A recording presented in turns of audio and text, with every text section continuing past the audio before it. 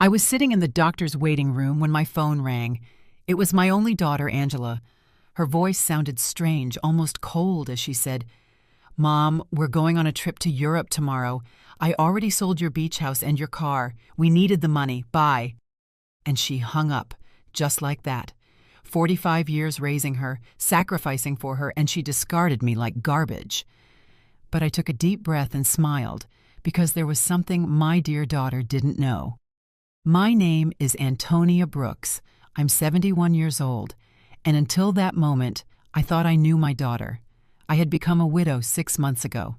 My husband, Robert, had passed away from a heart attack while we were eating breakfast, just as we had done every morning for 45 years. That morning, he had served me coffee with cream and toast. As always, he had kissed my forehead and said, "Good morning, my love." Those were his last words. Since then, Angela had been more present in my life, or so I believed. She came to visit 3 times a week. She helped me with the funeral arrangements and accompanied me to the grocery store. She even suggested I see a doctor for a general checkup. "Mom, you need to take better care of yourself now that you're alone," she'd say with that smile I thought was love, but now I understood was for convenience. The beach house had been our sanctuary for years. Robert and I bought it when Angela was 15, with a lot of hard work and sacrifice. Every summer we'd go there, building memories, celebrating birthdays and Christmases. Angela would bring her boyfriends, and later her husband, Edward. I would cook for everyone, clean, and do the laundry. It was our family tradition. I never thought she'd see it as just money. And the car, that old Ford pickup truck Robert cared for like his own child. He'd wash it every Sunday, change the oil religiously, and always park it in the same spot under the shade of the tree. Angela knew what that truck meant to me. It was the last thing I had left of him. His scent still lingered on the seats. When she hung up, I stayed there on that uncomfortable green plastic chair, surrounded by other sick people, and for the first time in months, I didn't cry. Something strange happened inside me, a calm I hadn't felt since Robert's death. Because in that moment, I remembered something I had completely forgotten. 3 days before he died, Robert had handed me a manila envelope. "Antonia, put this in the drawer of your dresser. If something happens to me, open it after a while, but only when you feel ready." I had put it away without much thought. After the funeral, with so much grief and so many arrangements, I simply forgot. But there it was, waiting for me at home. The nurse called me to go into the office. The doctor examined me and said I was in good health for my age, that I just needed to rest more and eat better. I nodded and smiled, but my mind was elsewhere. I was thinking about that envelope, about the coldness in Angela's voice, and how Edward was probably behind all of it. He had never liked me. He always saw me as a nuisance. I left the office and walked slowly to the bus stop. I no longer had a car, according to Angela, but as I waited, I couldn't help but smile. There was something poetic about all of this. My daughter thought she had left me with nothing, but what she didn't know was that Robert, my dear Robert, had always been a man who planned ahead. The bus arrived, and I sat by the window. I watched the city go by. The houses, the stores, people rushing everywhere, all with their own tragedies, their own secrets. I had my own too, and I was about to discover them. When I got home, I went straight to my room. I opened the dresser drawer, and there was the manila envelope, exactly where I had left it. My hands trembled slightly as I picked it up. I could feel there were several documents inside. Robert had written my name on the front in his neat handwriting. I sat on the bed we had shared for so many years and took a deep breath. It was starting to get dark outside, and the house was filling with those familiar shadows that no longer scared me. I opened the envelope slowly, as if unwrapping a birthday gift. What I found inside would change everything. What I found in that envelope took my breath away. There were legal documents, deeds, bank certificates, and a handwritten letter from Robert. My eyes filled with tears as I read his familiar handwriting. "My dear Antonia, if you are reading this, it means I am no longer with you. Forgive me for not telling you everything while I was alive, but I wanted to protect you from worries. Over the years, I invested our savings in properties and businesses. We don't just have the beach house, we have 6 other properties, including the apartment building where Angela and Edward live. We also have shares in 3 companies that are worth more than you can imagine. You are rich, my love. You always were rich. But now you are on paper, too. My hands trembled as I looked through the documents.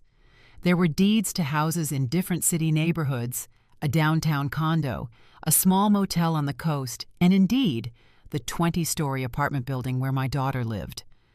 Robert had been the silent owner for the past 10 years, but had put everything in the name of a company I didn't know about. And according to the papers, I was the sole heiress of that company. There were also bank statements for accounts I never knew existed, with numbers that seemed unreal.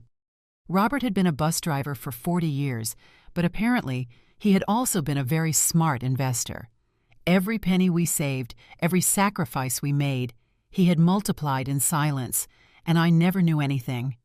In the letter, Robert explained that he had kept it all a secret because he didn't want me to worry about money or for Angela to know about our real financial situation. You know our daughter, Antonia. If she knew we had so much money, her attitude would change. I want her to love us for who we are, not what we have. What irony. Our daughter had left us thinking we had nothing, when in reality, we had everything. That night, I couldn't sleep. I walked around the house, touching the old furniture and the knickknacks Angela had always criticized for being outdated. I looked at the family photos on the wall, especially the one where she was 5 years old, sitting on Robert's lap and laughing. Where did that sweet little girl go? When did she become so cold, so calculating? The next day, early in the morning, the phone rang. It was Angela again. Her voice sounded different, softer, but I had already learned to be wary of those shifts in tone. Mom, how are you? I wanted to tell you we already transferred the money from the house and the car. We deposited your share into your account. It's not much, but it'll help you live for a few months while you look for something smaller. My share? I asked, keeping my voice calm. Yes, Mom. We obviously weren't going to leave you with nothing. We gave you 30%. That's fair, right? We need the money for our investment in Europe. Edward has an incredible business opportunity over there. 30% of my own things. How generous. I see, honey. And when do you leave? This afternoon. Our bags are already packed. We'll be gone for at least 6 months, maybe more if the business goes well. But don't worry, Mom. When we get back, we'll help you find a small apartment, something that fits your needs. Fits my needs, as if she knew what my needs were. Okay, Angela, have a safe trip. Oh, Mom, I knew you'd understand. You've always been so compassionate. We love you so much. And she hung up. I stood there with the phone in my hand, and for the first time in months, I laughed. I laughed like I hadn't since Robert died. The situation was so absurd, it was comical. My daughter had robbed me, kicked me out of my own house, talked to me with unbearable condescension, and all to fund a European adventure that would probably be a disaster. But what bothered me most wasn't the money. It was the ease with which she had discarded me. 45 years of my life dedicated to her, of sacrifice, of unconditional love, and she had erased me from her life with a 2-minute phone call. That was what truly hurt. I checked my bank account online. Sure enough, they had deposited an amount that probably seemed generous to them, but to me was a mockery. They had sold the beach house for much less than it was worth, likely because they needed the cash quickly, and they had sold Robert's truck for a pittance. That afternoon, from my window, I watched Angela and Edward load their suitcases into a cab. He was carrying 2 huge suitcases. She had a very expensive-looking carry-on bag. I watched them laugh, kiss, and make plans. They looked like 2 teenagers excited for an adventure. They never looked toward my window, never said goodbye. When the cab drove away, I sat in the kitchen with a cup of tea and Robert's documents spread out on the table. I had to make some decisions. I could call a lawyer, reclaim my properties, and get back everything they had taken. But something told me there was a better way to handle this, a more educational way. I called Mr. Peterson, the lawyer who had handled Robert's affairs. He had been at the funeral, had given me his condolences, and had told me to call if I ever needed anything. Well, now I needed him. Mrs. Brooks, it's good to hear from you. How are you? I'm doing well, Mr. Peterson. I need to see you urgently. I found some documents from Robert that I don't quite understand. Of course. You can come to my office tomorrow morning. I'll be there. That night, for the first time in months, I slept soundly. I dreamed of Robert. He was sitting in his favorite chair reading the newspaper, just like every morning, and when he saw me, he smiled and said, "It's about time, my love. It's about time you stood up for yourself." I woke up with a strange feeling. It wasn't exactly happiness, but it wasn't the sadness I had felt for so many months either. It was something like determination. For the first time since Robert's death, I had a clear purpose. I was going to get back what was mine, but not in the way Angela expected. The next morning, I got dressed with more care than usual. I put on my wine-colored dress, the one Robert always said made me look elegant. I fixed my hair and put on a little makeup, and when I looked in the mirror, I saw a woman I hadn't seen in a long time. I saw a strong woman. Mr. Peterson's office was downtown. It was an old but elegant building with marble floors and large windows. He greeted me with a warm smile, but when I showed him the documents, his expression changed completely. "Mrs. Brooks, this is much more than I imagined. Robert was a very smart man. Look, according to these papers, you are the owner of—" "I know, Mr. Peterson. I've already reviewed them. What I need to know is what I can do legally." Mr. Peterson explained that everything was in order, that the documents were legitimate, and that I was the rightful owner of all those properties. He also confirmed something I had already suspected. The sale of the beach house was illegal because Angela had no right to sell it.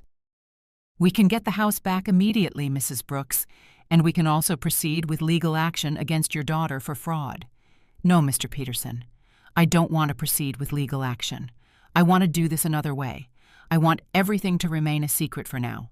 Can you help me?" He looked at me with curiosity, but he nodded.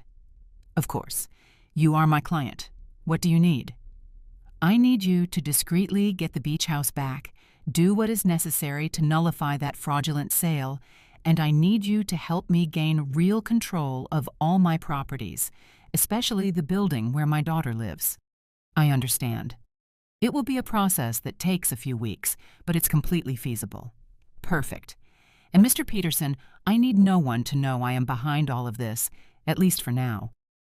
When I left his office, I felt as if I had woken up from a very long dream. I walked through the downtown streets, watching the people, the buildings, the life that was going on as normal. But for me, everything had changed. I had a plan. The following weeks were the strangest of my life.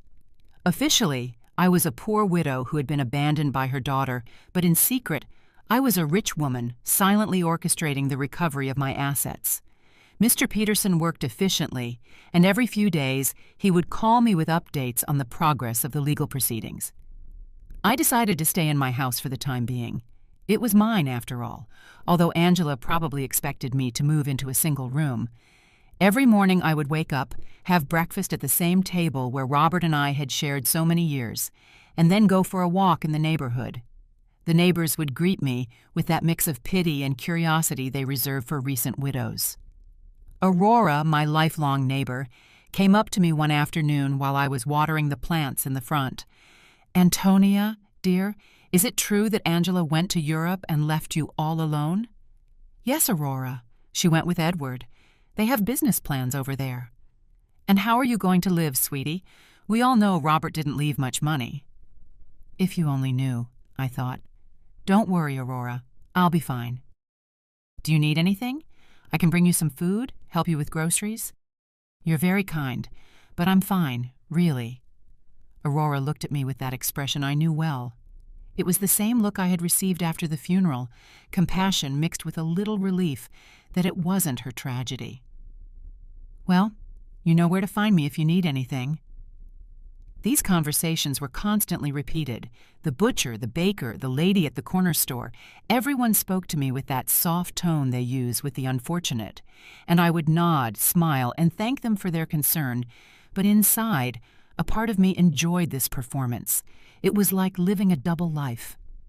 Mr. Peterson called me one Wednesday morning. "Mrs. Brooks, I have good news. I was able to nullify the sale of the beach house.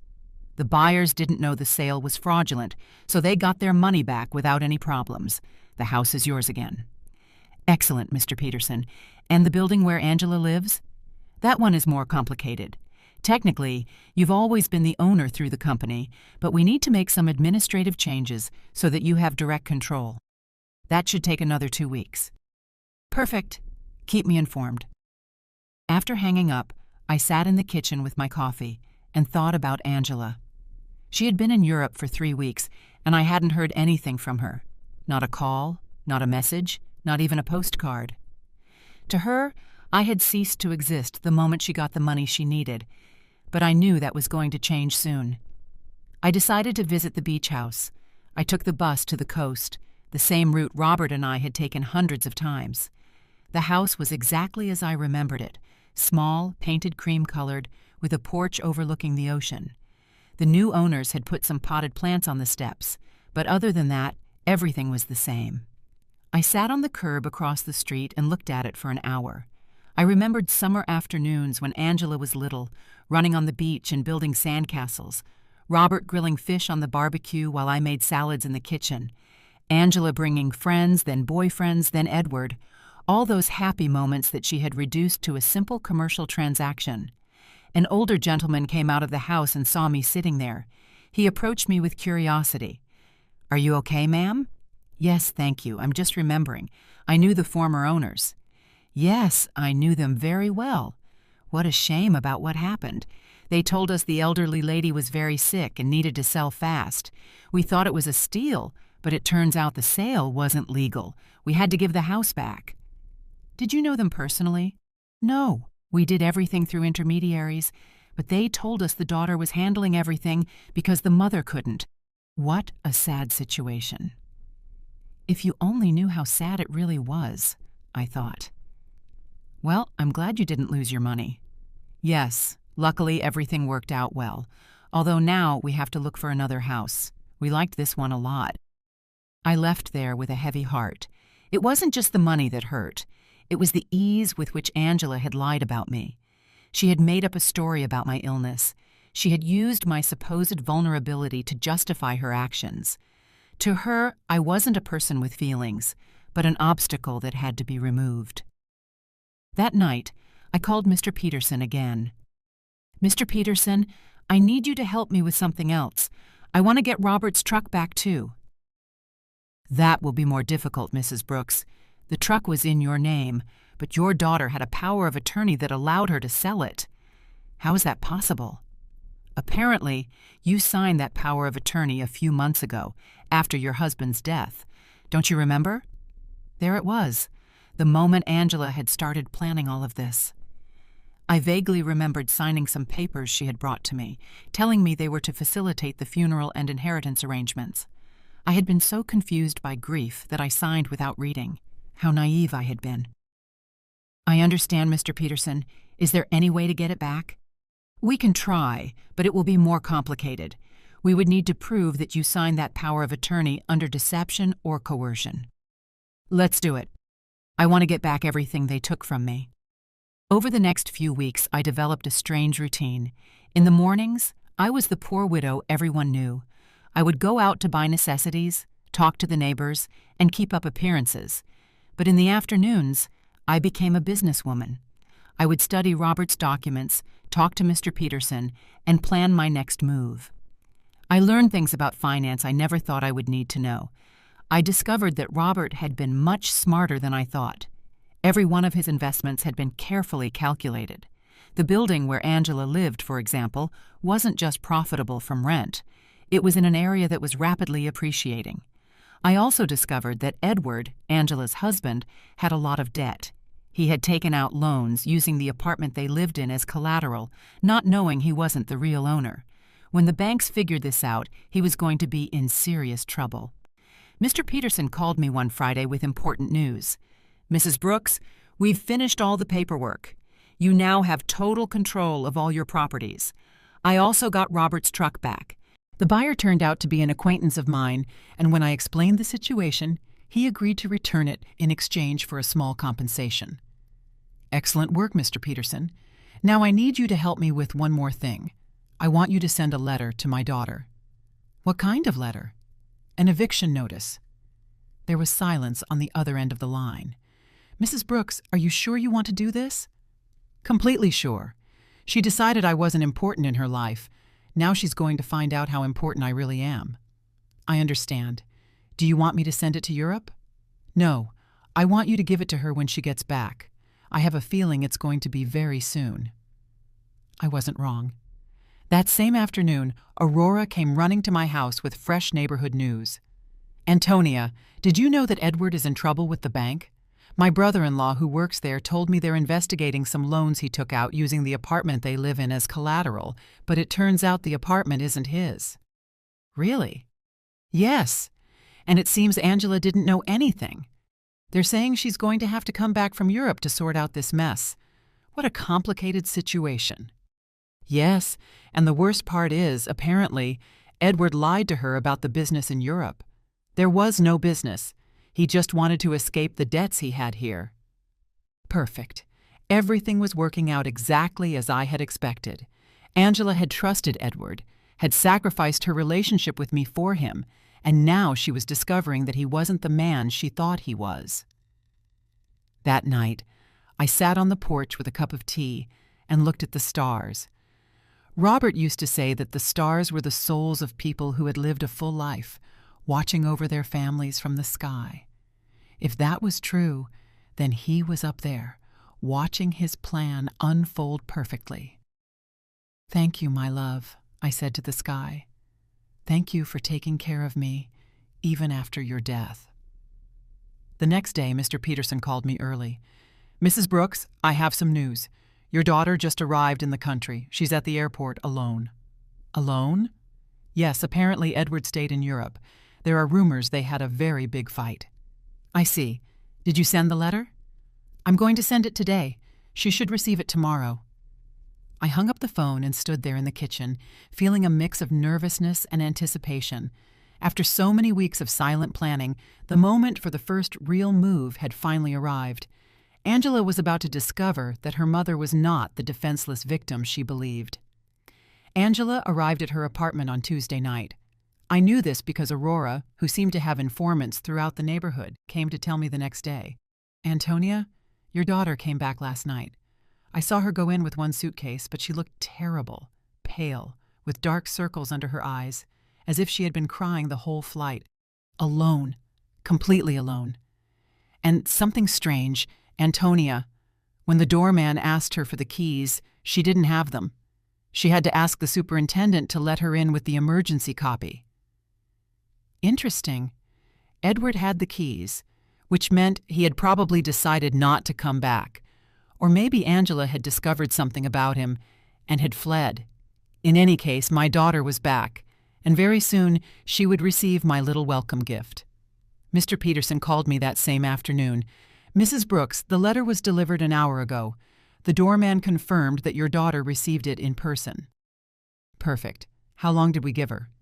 30 days to vacate the apartment as per legal standards. "But Mrs. Brooks, are you sure you want to do this? She is your daughter, after all." "Mr. Peterson, my daughter kicked me out of my own house with a 2-minute phone call.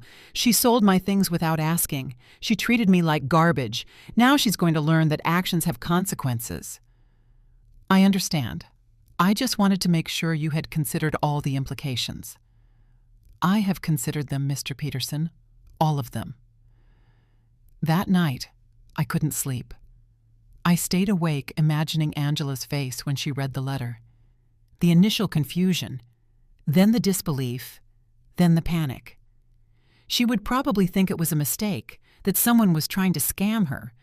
But when she called to verify, she would discover that everything was completely legal. The next day, As if she had been waiting for my call, the phone rang at 8 in the morning. It was Angela, and her voice sounded desperate. "Mom, Mom, I need to talk to you urgently." "Good morning, honey. How was Europe?" "Mom, I don't have time for that right now. I received a very strange letter yesterday. It says I have to vacate my apartment in 30 days. It must be a mistake, right? Do you know anything about this?" "An eviction notice. How strange. From whom?" "From a company I've never heard of. It's called— Wait, let me find the letter. Robert Investments, Inc. Do you know this company?" Robert had used his own name for the company. How poetic. "No, honey, I've never heard that name." "Are you sure the letter is legitimate?" "That's what I want to find out. Mom, I need you to help me. I don't know what to do. Edward left me in Europe. He ran off with another woman, and now I come back to this. I don't understand what's happening." There was the confirmation. Edward had abandoned her, probably when the money ran out, or when he realized that the legal problems at home were more serious than he thought. Poor Angela. She had sacrificed her family for a worthless man. "I'm so sorry, honey. Where are you now?" "I'm in the apartment, but I don't know for how long. Mom, can I come see you? I need to talk to someone. I don't have anyone else." The irony was perfect. Now that she was left without the man for whom she had abandoned me, she remembered she had a mother. "Of course, honey. Come over whenever you want." "I'm on my way." I hung up the phone and looked at myself in the mirror. I had to be perfect for this performance. I put on my most conservative gray dress, tied my hair in a simple bun, and practiced my expression of a worried but resigned mother. When Angela arrived, she would see exactly what she expected to see: a poor, vulnerable widow who had been abandoned by her own daughter. Angela arrived an hour later. When I opened the door, I was surprised at how bad she looked. She had lost weight, had deep circles under her eyes, and her expensive clothes looked wrinkled and unkempt. Her eyes were red from crying. "Mom," she said, and for a moment I thought she was going to hug me, but she stopped, as if she suddenly remembered how things had ended between us. "Come in, honey. Do you want some coffee?" "Yes, please." We sat in the kitchen, at the same table where I had read Robert's documents weeks ago. Angela looked small in that chair, lost, just like when she was a child, and came to tell me about her school problems. "Mom, I'm so sorry for the way I left. I know I didn't treat you well." "It's in the past, honey." "No, it's not. I treated you badly. I said horrible things, and now—" her voice broke— "now I have no one." "What happened with Edward?" "He left with a 25-year-old hotel waitress in Paris. It turns out there was never any business in Europe. It was all a lie. He just wanted to escape the debts he had here and use the money from the sale of your house to fund his adventure." "All the debts?" "Yes, Mom, so many debts. It seems he had been taking out loans for years, using the apartment we lived in as collateral. But now I find out he wasn't the owner of the apartment." "How is that possible?" Here was my opportunity. "I don't know, honey. Property matters are very complicated. The problem is that now the banks are coming after me for his debts. They say since we were married, I'm also responsible. And on top of that, this eviction notice.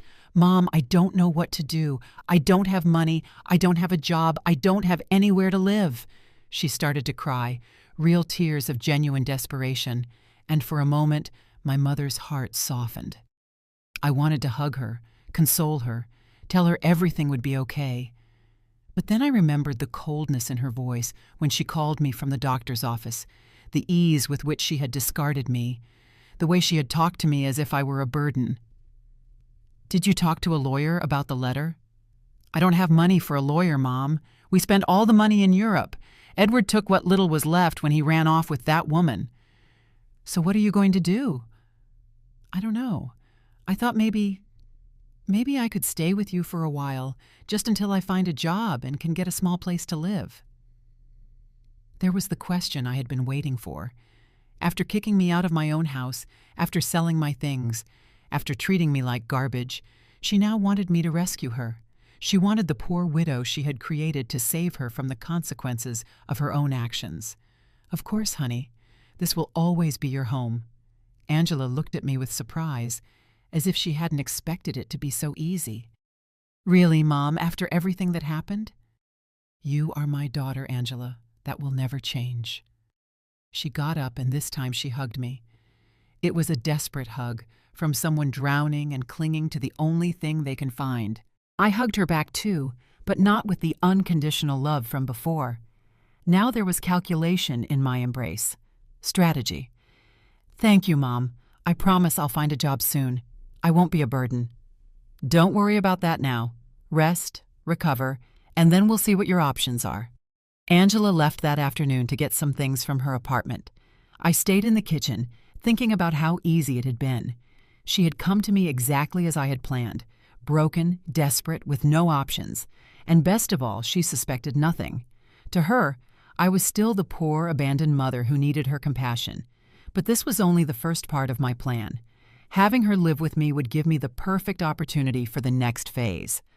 I was going to let her settle in, feel safe, and believe she had found a refuge in my house. And then, when she least expected it, I was going to teach her the difference between being poor by choice and being poor by consequence. That night, I called Mr. Peterson. "Mr. Peterson, I need you to do something else for me." "Tell me, Mrs. Brooks." "I want you to investigate Edward's debts. I want to know exactly how much he owes, to whom, and what legal options I have to separate them from my daughter." "That will take time, but it's feasible." "Perfect. And Mr. Peterson, I want you to keep this in absolute secret.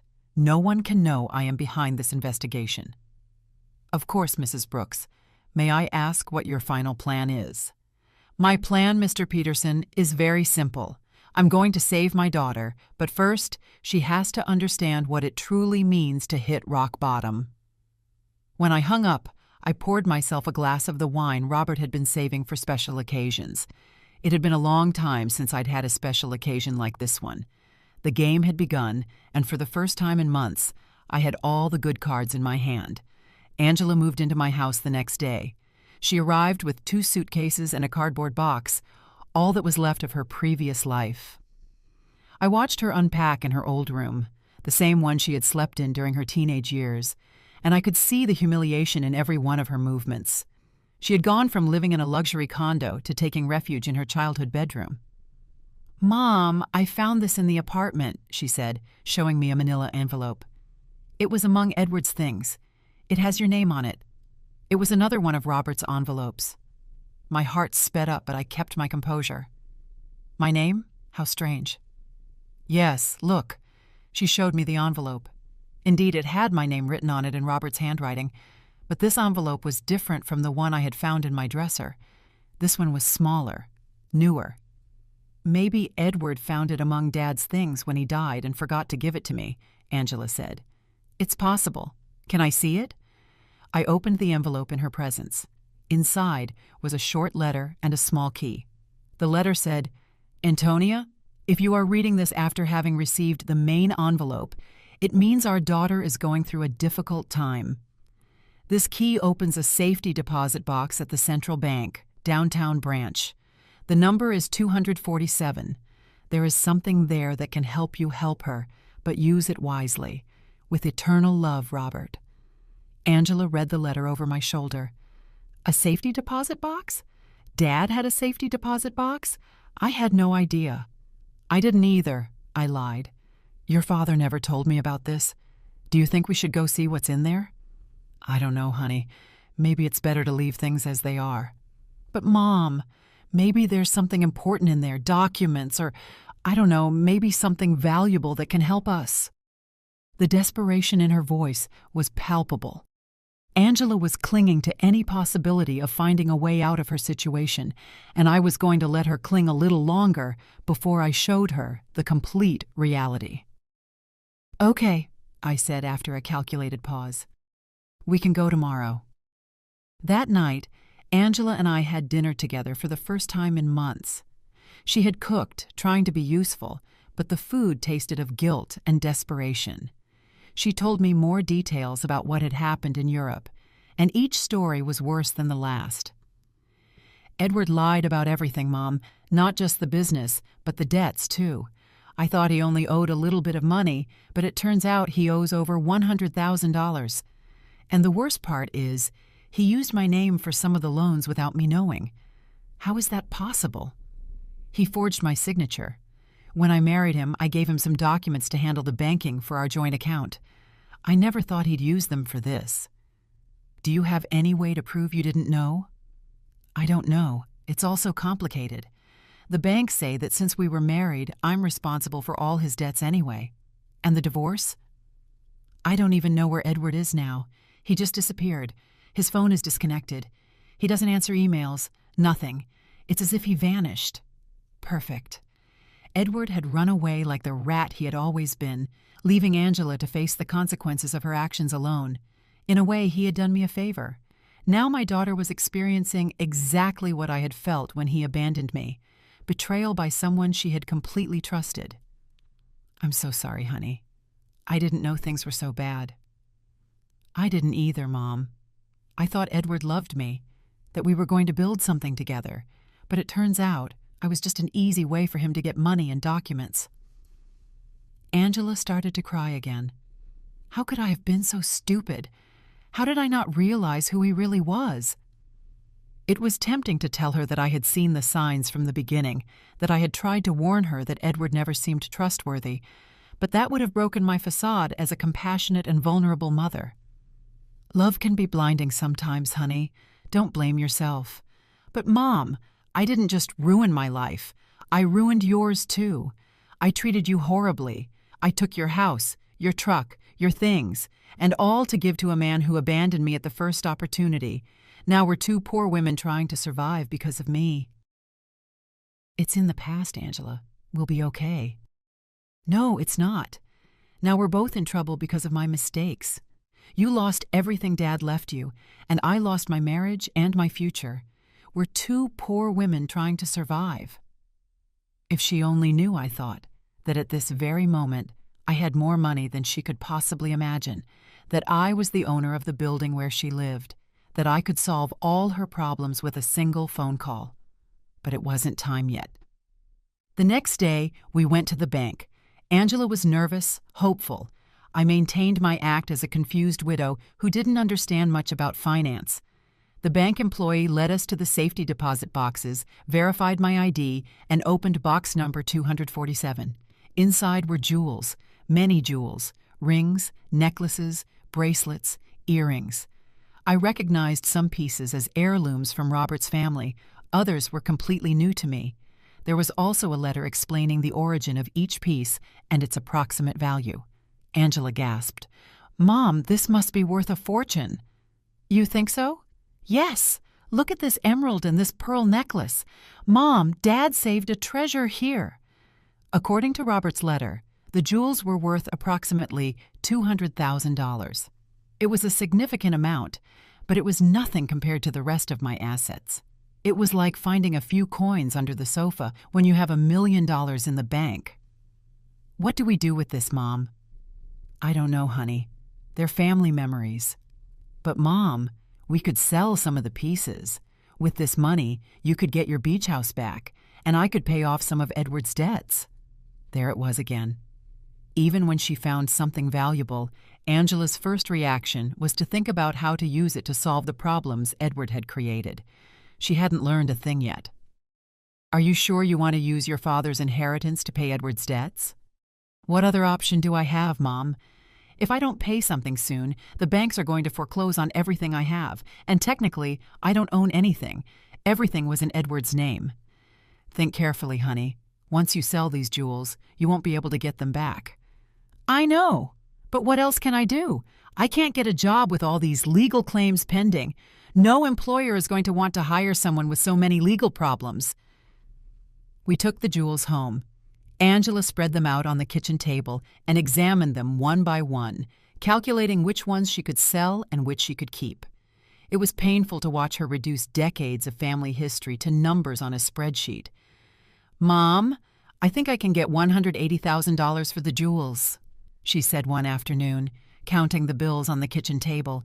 It's less than I expected, but it's enough to pay off the most urgent debts. Are you sure you want to do this? I have no choice. If I don't pay something soon, they'll seize everything. Even this house could be at risk if they prove I have some kind of legal connection to the properties. How ironic the situation was. Angela was worried about losing a house that I owned, paying the debts of a man who had abandoned her with money from jewels that had belonged to the same man who had created the fortune that could save her. And how are you going to decide which debts to pay first? I talked to a free financial advisor at the bank. She told me to prioritize the debts that have real collateral, because those are the ones that can affect property or lead to immediate foreclosure. Angela had matured so much in these few weeks. The woman who had sold my things without consulting me was now carefully investigating every financial decision. The suffering had made her more responsible, but also more fragile. That night, while she was organizing the debt documents on the table, I received a call from Mr. Peterson. "Mrs. Brooks, I have a full report on Edward's debts. The situation is worse than I thought." "How much worse?" "He owes over $200,000 to several banks and also has debts with private lenders. What's more concerning is that he used falsified documents with your daughter's signature for some of these loans. That means Angela is legally responsible." "It's complicated. If we can prove she didn't know, we might be able to get her out of some of the debts. But it's going to be a long and expensive process." "How expensive?"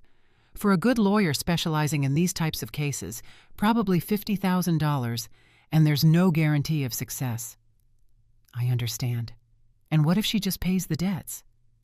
"If she has the money, that would be the fastest solution, but I doubt she has access to that amount." "Mr. Peterson, I want you to prepare all the necessary documents to get my daughter out of these debts, but don't tell her anything yet." "You're going to pay, Mrs. Brooks?" "I'm going to do whatever is necessary to protect my daughter, but this has to be handled in a very specific way." When I hung up, I found Angela in the living room, looking at the jewels with a sad expression. She looked lost, like a child who had broken her favorite toy and didn't know how to fix it. "What are you thinking about, honey?" "About Dad. About how disappointed he would be in me if he could see what I did with my life." "Your father loved you very much, Angela. He would understand." "No, Mom. He taught me to be responsible, to value family, not to be selfish, and I did the exact opposite. I abandoned my mother for a man who turned out to be a liar. I sold my family's memories for money. I ruined everything he built." For the first time since she had returned, I heard a genuine regret in her voice. It wasn't just lamenting the consequences of her actions, but a true acknowledgement that she had done something morally wrong. "People make mistakes, honey. The important thing is to learn from them." "But how do I learn from this, Mom? How do I fix the damage I've done?" There was the question I had been waiting for. Angela was finally ready to face the truth about her actions and their consequences, but it wasn't yet time to reveal my final card. First, I had to let her hit rock bottom completely. The next few days were crucial for my plan. Angela decided to sell most of the jewels, keeping only the engagement ring Robert had given me and a small necklace that had belonged to her grandmother. I watched her prepare to go to the jewelry stores, research prices, and negotiate with buyers. It was painful to watch her reduce decades of family history to commercial transactions, but it was necessary for her to understand the real weight of her decisions. "Mom, I got $180,000 for the jewels," she told me one afternoon, counting the bills on the kitchen table. "It's less than I expected, but it's enough to pay off the most urgent debts." "Are you sure you want to do this?" "I have no choice. If I don't pay something soon, they'll foreclose on everything. Even this house could be at risk if they prove I have some kind of legal connection to the properties." How ironic the situation was. Angela was worried about losing a house that I owned, paying the debts of a man who had abandoned her with money from jewels that had belonged to the same man who had created the fortune that could save her. And how are you going to decide which debts to pay first? I talked to a free financial advisor at the bank. She told me to prioritize the debts that have real collateral, because those are the ones that can affect property or lead to immediate foreclosure. Angela had matured so much in these few weeks. The woman who had sold my things without consulting me was now carefully investigating every financial decision. The suffering had made her more responsible, but also more fragile. That night, while she was organizing the debt documents on the table, I received a call from Mr. Peterson. "Mrs. Brooks, I have important news. We managed to locate Edward." "Where is he?" "In Paris, just as your daughter suspected. But here's the interesting part. He's trying to get French residency through a fake marriage with that young woman your daughter mentioned." "A fake marriage?" "Yes. Apparently the girl needs papers, and he needs a way to stay in Europe without being deported. But the most important thing is that we found evidence that he deliberately falsified your daughter's documents with the intention of fleeing the country. That means Angela can get out of the debts." "With this evidence, yes. We can prove fraud and coercion. Your daughter won't have to pay anything for what Edward did behind her back." It was perfect. I had a way to save Angela from all her debts legally, without her suspecting that I had the money to do it. "Mr. Peterson, I want you to start the legal process immediately. Don't tell my daughter anything yet. I want the process to be completely finished before I tell her. I don't want to give her false hope." "Understood. This will take about 3 weeks, maybe a month." "Perfect." When I hung up, Angela looked at me with curiosity. "Who was that, Mom?" "A lady who was asking about Mrs. Davis, our neighbor on the corner. She had the wrong number." Lying had become easy. Every day that passed, I felt more comfortable with this double life I was leading. On one hand, I was the poor, abandoned mother Angela believed me to be. On the other, I was a wealthy woman, silently orchestrating my daughter's salvation and education. Over the next 2 weeks, I watched Angela struggle with decisions she never had to make. How to stretch money for food, how to negotiate with creditors, how to look for a job when your credit history is ruined. It was a cruel but necessary education. "Mom, I went to 3 job interviews today," she told me one evening, coming home with swollen feet and a tired face. 2 of them told me they can't hire me because of the pending legal problems. The 3rd one offered me a part-time job cleaning offices at night. "Are you going to take it?" "I have no choice. It pays very little, but it's better than nothing, and I can work at night so I can keep looking for something better during the day." Seeing my daughter, who had lived a comfortable life for over 40 years, preparing to clean offices at night broke my heart, but it also filled me with pride. She was finally facing reality without expecting someone else to solve her problems. "Are you sure you can handle so much physical work?" "I'll have to learn. I can't keep being a burden to you, Mom. It's bad enough that you're letting me live here for free." "This is your home, Angela."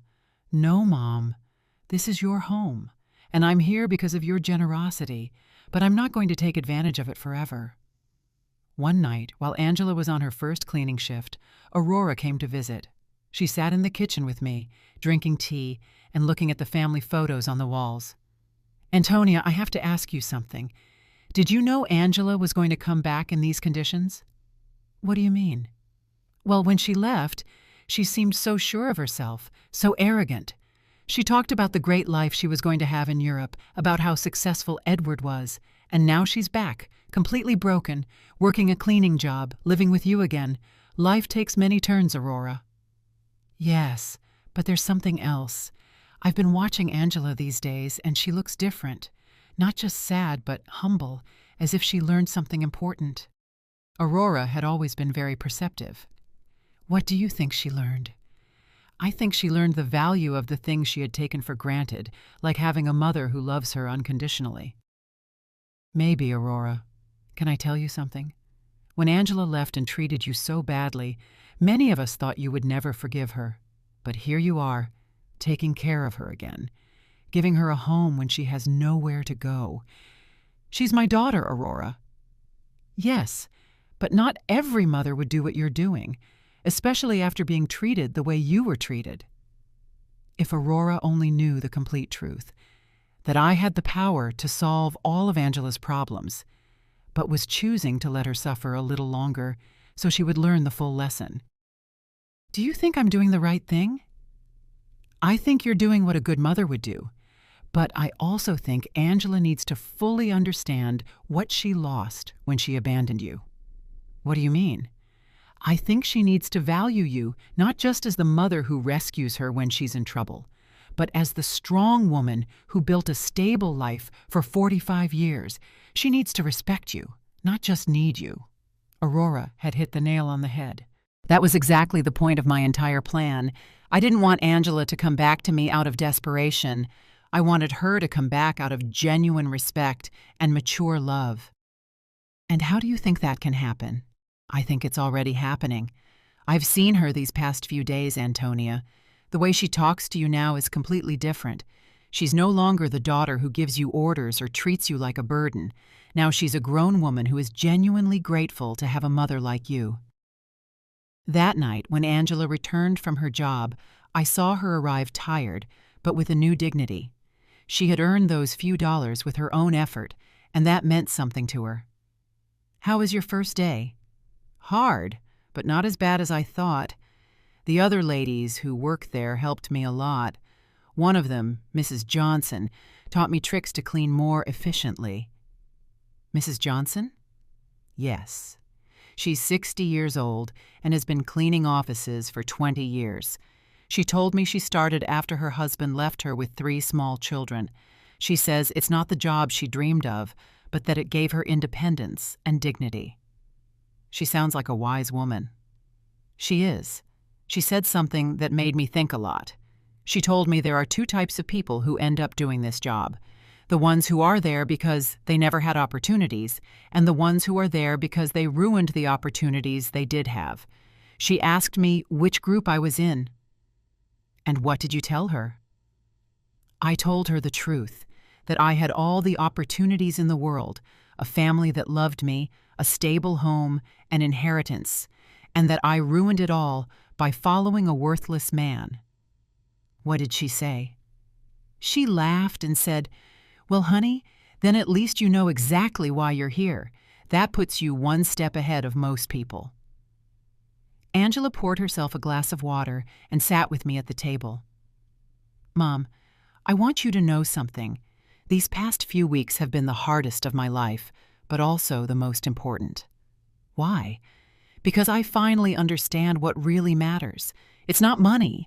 It's not living in the most luxurious apartment. It's not impressing people.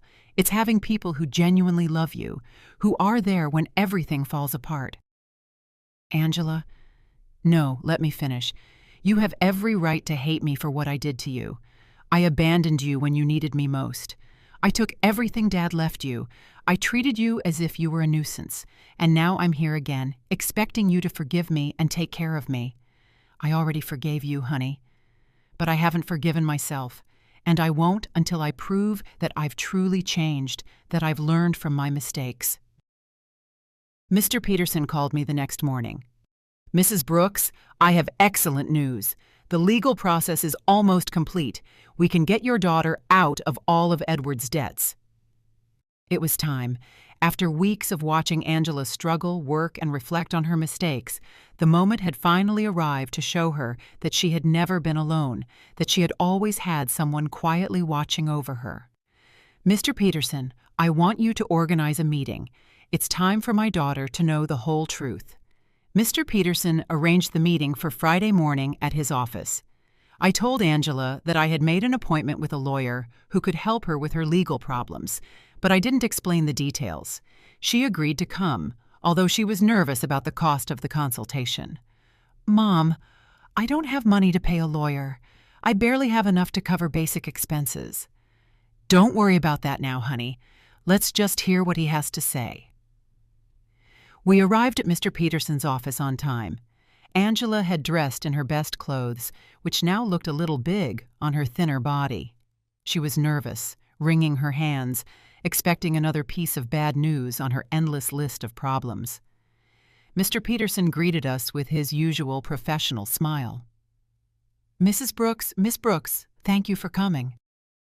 "Thank you for seeing us," Angela replied, "although I should warn you that my financial situation is very complicated and I probably can't afford high fees." "That's exactly what we're going to talk about," Mr. Peterson said, exchanging a look with me. But first, I need you to review these documents." Mr. Peterson handed Angela a thick folder. She opened it and began to read, her expression gradually changing from confusion to surprise. "I don't understand. These documents say that Edward forged my signature, that there is evidence of fraud, that I am not responsible for the debts." "That's right. We have been investigating your case for the past few weeks. We found enough evidence to prove that you were a victim of identity fraud." "But how is that possible? Who paid for this investigation? I don't have money for this." Mr. Peterson looked at me. It was my moment. "Angela, there's something I need to tell you." "What, Mom?" I took a deep breath. After weeks of acting, I was finally going to reveal the truth. "Your father left me more than you knew, much more." "What do you mean?" "Mr. Peterson, show her the other documents." Mr. Peterson took out a second folder and handed it to Angela. This time, the documents were the property deeds, the bank statements, the investment certificates, the entire fortune Robert had built in secret. Angela read in silence for several minutes. Her face went through a complete range of emotions: confusion, disbelief, shock, and finally, comprehension. "Mom, this says you are the owner of the building where I lived." "Yes, and that you have other properties, bank accounts, investments?" "Yes, this means that when I sold the beach house, it was my house, and the sale was fraudulent." "I already got it back." Angela stared at the papers, trying to process the information. "How long have you known this?" "Since the day you called me from the doctor's office." "You knew all this when I came back from Europe asking for help?" "Yes." "You knew you could solve all my problems when you saw me crying every night?" "Yes." There was a long, tense silence. Angela closed the folders and looked directly into my eyes. "Why, Mom? Why did you let me suffer when you could have helped me?" This was the question I had been waiting for weeks. "Because you needed to learn something you couldn't learn any other way." "What?" "You needed to learn the value of the things you had lost, the value of family, of respect, of responsibility. When you abandoned me, it wasn't just money you took from me. It was dignity, it was love, it was trust." Angela started to cry, but they weren't tears of self-pity, like the ones she had shed during these weeks. They were tears of deep understanding. "I abandoned you when you needed me most." "Yes." "I treated you like garbage." "Yes." "And you saved me anyway." "Yes, but not in the way you expected. I didn't save you by giving you money so you could keep making the same mistakes. I saved you by letting you hit rock bottom so you could learn to save yourself." Mr. Peterson discreetly intervened. "Miss Brooks, your mother has paid all the legal expenses to free you from Edward's debts. She has also recovered all the properties that were sold fraudulently. You are completely free of legal problems." "And the cleaning job I got?" "You can quit if you want," I said, "but I hope you don't." "Why?" "Because that job is teaching you something you never learned when everything was easy. It's teaching you the value of your own effort, the dignity of honest work, the importance of valuing every dollar you earn." Angela wiped her tears and looked at me with an expression I hadn't seen in years. It wasn't the look of a daughter who needs her mother, but the look of a grown woman who respects another woman. "Do you forgive me, Mom?" "I forgave you a long time ago, honey. The question is, can you forgive yourself?" "I don't know if I can. I did unforgivable things." "People make mistakes, Angela. The important thing is what we do after we recognize those mistakes." Mr. Peterson left us alone in his office for a few minutes. Angela and I sat in silence, processing everything that had happened. "Mom, I want you to know something. Even if you didn't have all this money, even if you were really the poor widow I thought you were, I would have learned the same lesson." "What lesson?" "That there is nothing more valuable than having someone who loves you unconditionally. During these past few weeks, the only thing that kept me sane was knowing I had a home with you, that no matter how much I had ruined my life, you were still my mother. That will never change, Angela." "I know, but I also know that I can never take that love for granted again. I have to earn it every day, with respect, with gratitude, with actions, not just words. We left Mr. Peterson's office with a completely new relationship. We were no longer mother and daughter united by blood and habit. We were two grown women who had chosen each other after going through the most difficult test imaginable. The following weeks were about rebuilding, but not the kind Angela expected. Even though she now knew I had enough resources to solve all her problems, she decided to keep her night cleaning job. "Mom, I need to finish what I started," she told me one afternoon as she was getting ready for work. "I can't just go back to a comfortable life as if nothing happened." "Are you sure? You don't have to punish yourself forever." "It's not a punishment. It's a way of remembering who I was and who I want to be now." I watched her put on her work uniform, something unthinkable a few months ago when she lived in the luxury condo with Edward. But there was something different in her posture, in the way she moved. She was no longer the broken woman who had arrived crying at my door. She was someone who had found dignity in honest work. Aurora came to visit me that afternoon, as she had done every few days since Angela had returned. "Antonia, there are some very strange rumors going around the neighborhood." "What kind of rumors?" "People are saying that you're not as poor as we all thought. Someone saw Angela leaving a very elegant lawyer's office downtown, and then they saw her paying off all her debts at the bank. People talk a lot, Aurora." "Yes, but they're also saying you got your beach house back and that somehow you managed to solve all of Angela's legal problems. That costs a lot of money, Antonia." Aurora knew me too well to fool her for long. "What do you want to know exactly?" "I want to know if my friend of 40 years has been lying to me about her situation." I poured myself a cup of tea and sat across from her. It was time to be honest with someone else. "Robert left me more than anyone knew, Aurora. Much more." "How much more?" "Enough so that Angela and I never have to worry about money again." Aurora was silent for a moment, processing the information. "And why did you pretend to be poor all these months?" "Because I needed Angela to learn something she couldn't learn any other way." I told her the whole story: Angela's cruel phone call, my plan of silent revenge, the weeks of watching her hit rock bottom, and finally, the revelation in Mr. Peterson's office. "Antonia, that is brilliant and terrible at the same time." "Terrible?" "Yes, because you let your own daughter suffer when you could have helped her immediately. But also brilliant, because I understand why you did it." "You do?" "Yes. Angela needed to learn the value of the things she had lost.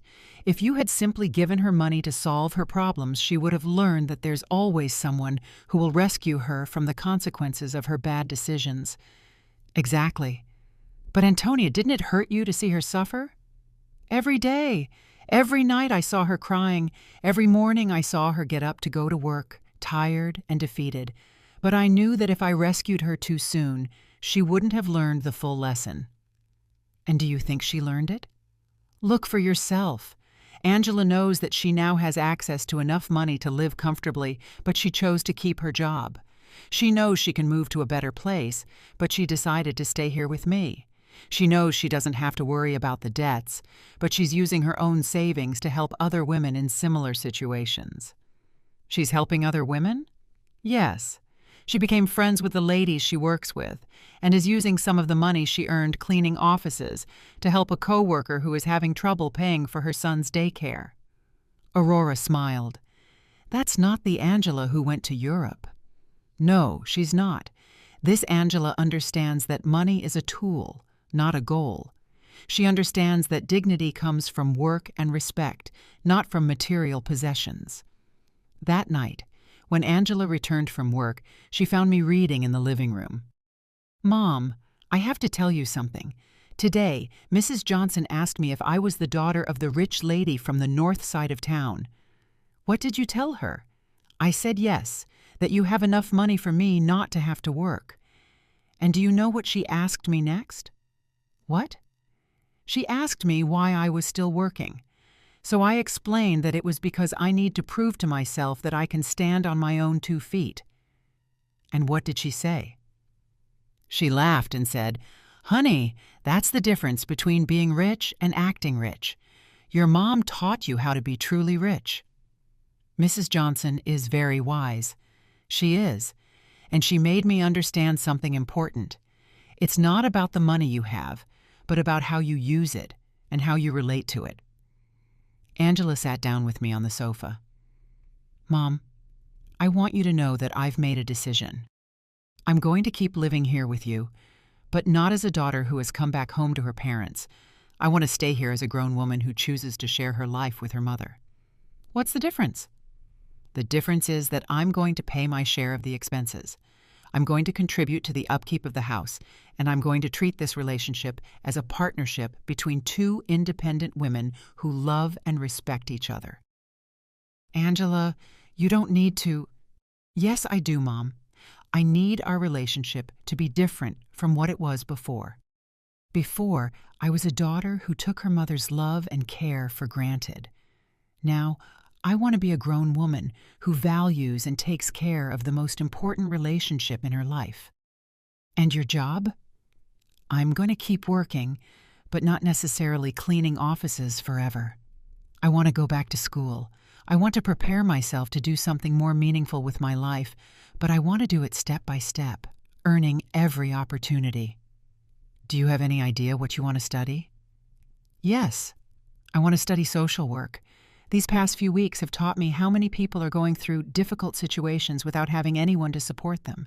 I want to use the resources we have to help other women who are going through what I went through. It was perfect. Angela had not only learned to value what she had, but she had found a way to use her experience for something constructive. And what about Edward? Mr. Peterson told me he was arrested in France for the fraudulent marriage. He's going to be deported soon, but honestly, Mom, I don't care anymore. That part of my life is over. You don't feel any resentment? No. Edward did me a favor without even knowing it. If he hadn't abandoned and betrayed me, I never would have hit rock bottom. And if I had never hit rock bottom, I never would have learned to truly value what I have. That night, for the first time in months, I went to bed completely at peace. My plan had worked perfectly. Angela had not only learned the lessons she needed to learn, but she had emerged from the experience as a stronger, wiser, and more compassionate person. Robert would have been so proud. 6 months later, our life had found a new balance that neither of us could have imagined before. Angela finished her social work studies with excellent grades, and I decided to use some of my resources to establish a foundation to help women in situations of domestic violence and financial abandonment. Mom, the letter from the university arrived, Angela said one morning, coming into the kitchen with an envelope in her hands. I was accepted into the master's program. I start next semester. But Mom, I want you to know I'm going to pay for it with my own savings. I've been saving money from my job at the city. The salary isn't high, but she had learned to live with the essentials and to value every dollar she earned. Are you sure? We can easily afford the master's program. I know, but I need to do it on my own. It's part of who I am now. Aurora came to visit that afternoon, as she had done every Friday for the past few months. She had become a confidant to both of us, watching our transformation with fascination. Antonia, I have to confess something, she said, pouring herself a second cup of tea. At first, I thought you were very cruel to Angela. And what do you think now? Now I think you were the wisest mother I've ever known. Look at your daughter. Really look at her. It was true. The Angela who was in the living room studying for her exams was completely different from the one who had left for Europe months ago. This Angela had a serenity that came from within, a confidence that was based on her own achievements, not on material possessions. Did you know I saw Angela at the grocery store yesterday, buying vegetables for a family she's helping through her job? She hadn't told me, and when I asked her why she was using her own money instead of the government budget, she told me that some things can't be measured in official budgets. That night, Angela and I had dinner on the porch, something that had become a tradition. It was our time to talk about the day, plan for the future, and simply enjoy each other's company. Mom, I received a very strange letter today, she said, cutting her salad. From whom? From Edward. My muscles tensed. Edward? He wrote to you? From where? From prison in France. Apparently he was sentenced to 2 years for marriage fraud. In the letter, he says he regrets everything he did and wants to ask for my forgiveness. And how do you feel about it? Honestly, I don't feel anything. No anger, no sadness, no desire for revenge. It's as if that part of my life happened decades ago, not months ago. Are you going to write back? No. Not because I hate him, but because there's nothing to say. That Angela who married him no longer exists. This Angela has nothing to talk to him about. I was impressed by the maturity in her voice. The woman sitting across from me had developed an inner strength that came from hitting rock bottom and getting up on her own. Do you know what this whole experience taught me, Mom? What? That true love isn't the one that tells you what you want to hear. True love is the one that teaches you what you need to learn, even when it hurts. It's a difficult lesson to learn, but it's a necessary one. Edward told me what I wanted to hear. He made me feel special. He convinced me that I deserved a life of luxury without effort. You taught me that true wealth comes from hard work, respect, and genuine relationships. That night, after Angela went to her room to study, I sat on the porch alone, looking at the stars and thinking about Robert. I had promised him I would take care of our daughter, and I finally felt I had fulfilled that promise in the right way. I hadn't taken care of her by giving her money when she needed it. I had taken care of her by teaching her to take care of herself. I hadn't saved her by solving her problems. I had saved her by allowing her to learn to solve them on her own. The next day was Sunday, and we had planned to visit the beach house together for the first time since I had gotten it back.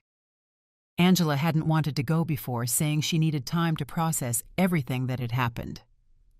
"Are you ready?" I asked her as we got into the truck. "I think so."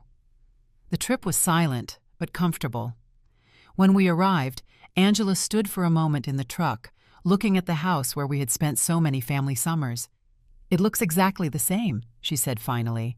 "Some things don't change, but others do. I am not the same person who sold this house." We went in together. The house was clean and tidy, exactly as Robert and I had kept it for years.